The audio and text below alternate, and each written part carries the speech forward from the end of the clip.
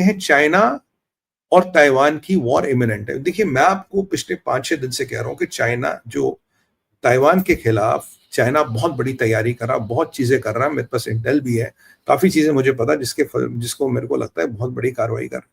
तो ये मेरे को लोग कह रहे थे भाई अब सुमित पीर के कहने से क्या होता है, ठीक सीधी सी बात है।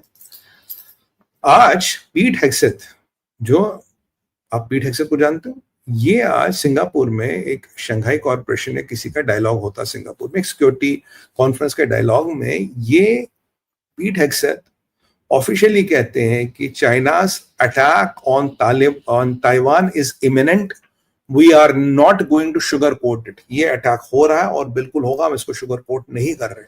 ये अब अमेरिका के आपके आला अधिकारी बोल रहे हैं, आपके अमेरिका के मंत्री बोल रहे हैं कि बिल्कुल अटैक होगा। अब क्या क्या कहा उन्होंने, 5, 7, 8 चीजें जो इंपॉर्टेंट है संभाषण में।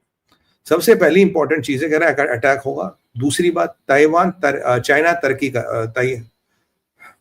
चाइना तैयारी रोज कर रहा है। ये आपको कह रहा था चाइना की तैयारियां बढ़ गई है, चाइना रोज तैयारी कर रहा है, ये भी बात कंफर्म होगी। तीसरी बात, चाइना ने कई सारे आइलैंड साउथ चाइना सी में टेम्परेरी इसलिए बनाए because they will act as forward military posts, क्योंकि अभी जो स्टेट ऑफ ताइवान उसको एक झटके में पार करना और अमेरिका से बचना और ताइवान के डिफेंस से बचना इम्पॉसिबल है। पर अगर साउथ चाइना सी में कई सारे मैन मेड आइलैंड्स बनाए जाए तो वो एक फॉरवर्ड मिलिट्री पोस्ट में मोर्चा पकड़ने का काम करते हैं, मोर्चा होल्ड करने का काम करें, कह रहे कई सारे आइलैंड इसलिए बनाए जा रहे हैं। चाइना अपने रॉकेट्स को इंक्रीज कर रहा है और चाइना आज पीट हेग्सेथ ये भी कहते हैं कि चाइना स्पेस को वेपनाइज कर रहा है। तो अब आप समझे कि जब गोल्डन डोम बन रहा था तो उसको लेके चाइना को क्यों तकलीफ थी, क्योंकि चाइना चाहता था वो स्पेस को